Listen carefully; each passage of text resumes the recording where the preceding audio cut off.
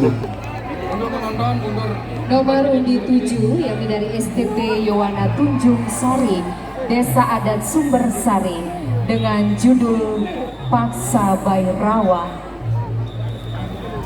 Barang adalah seorang pendeta pengelana beraliran siwa yang hidup pada masa lampau. Beliau gemar melakukan yoga dan semedi.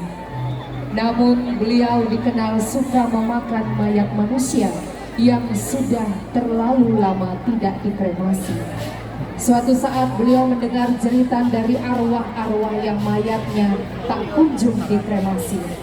Karena saat itu di Medang Kemulan ada sebuah peraturan yang melarang mengkremasi jenazah, sehingga mayat bertumpuk-tumpuk tidak terurus di setra Medang Kemulan.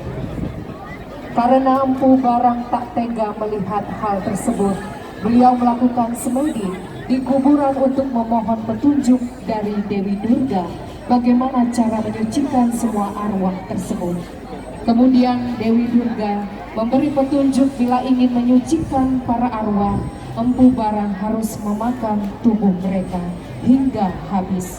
Penanggung jawab Iketut Subande Birangge, Bendesa Adat Sumbersari, Penata Tabu Ikade Agus Dwi Putra Praditya.